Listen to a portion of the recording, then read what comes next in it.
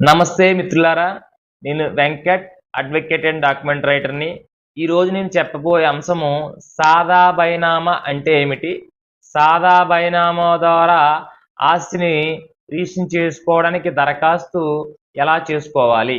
సాదా బైనామా అంటే పూర్వం మన పూర్వీకులు ఏదైనా ఆస్తిని అమ్మాలన్నా, కొనుగోలు చెయ్యాలన్నా రిజిస్ట్రేషన్ చేయించుకునే పద్ధతి మీద అవగాహన లేక ఊరిలో అంటే గ్రామంలో ఉన్న పెద్దల సమక్షంలో, మధ్యవర్తుల సమక్షంలో ఒక చోట కూర్చొని, ఆ ఆస్తిని అమ్మడానికి, కొనడానికి ఒక తెల్లని పేపర్ మీద ఆస్తిని కొనుగోలు విషయాలు అన్నీ కూడా రాసుకొని, ఒక బాండ్ పేపర్ మీద వాటిని భద్రపరుచుకొని, ఆ ఆస్తిని ఎంజాయ్ చేస్తూ ఉండేవారు.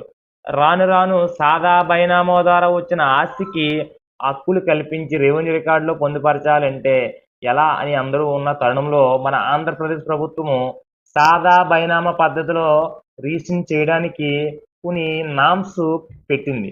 అది ఏమిటంటే ఆ సాదా బైనామా పద్ధతిలో పూర్వం రాసుకున్న కాగితాలను అంటే పత్రాలను స్థానిక రెవెన్యూ అధికారి వారికి అంటే మండల తహసీల్దార్ వారికి మనం దరఖాస్తు చేసుకుంటే అది ఎలా అనగా మీ సేవ ద్వారా ఒక అప్లికేషన్ అప్లై చేసుకొని మన దగ్గర ఉన్న రికార్డ్ అంతా కూడా అప్లై చేసి ఫార్వర్డ్ చేస్తే, ఆ సాదా బైనామా ద్వారా వచ్చిన అప్లికేషన్ ఫామ్‌ని స్థానిక తహసీల్దార్ వారు పరిశీలించి, ఆ ప్రాంతంలో అంటే ఆ భూమి ఉన్న ఏరియాకి సంబంధించిన వీఆర్ఓ గారికి ఆ దరఖాస్తు ఆ ఫైల్ అంతా ఇచ్చి, ఎంక్వైరీ చేయమని, ఆ భూమికి తూర్పు, పడమర, ఉత్తర దిశలో రైతుల్ని, పూర్వం ఆస్తి తాలూకు వ్యక్తుల్ని విట్నెస్‌గా చేర్చి ఎంక్వైరీ అంతా కంప్లీట్ అయిన తర్వాత అది జెన్యూన్‌గా వీరిదని వారు సంతృప్తి చెంది, అప్పుడు వారికి 13బి అనే సర్టిఫికేట్ ఇస్తారు రెవెన్యూ వారు.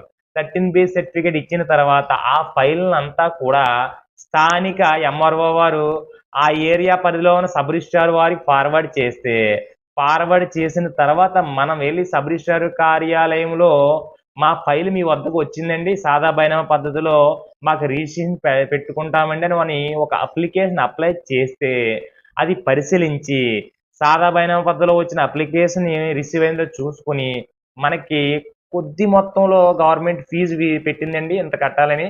ఆ ఫీజు గవర్నమెంట్ వారు కట్టించుకొని మనకి రిజిస్ట్రేషన్ చేసి, ఈసీలో ఎంట్రీ వచ్చేలాగా ఏర్పాటు చేసి మనకు ఇస్తారండి. తదుపరి మన రికార్డ్ అంతా కూడా రెవెన్యూ వారు అడంగల్ 1బి ఆర్ఓఆర్‌లో పొందుపరుస్తారు. జై హింద్.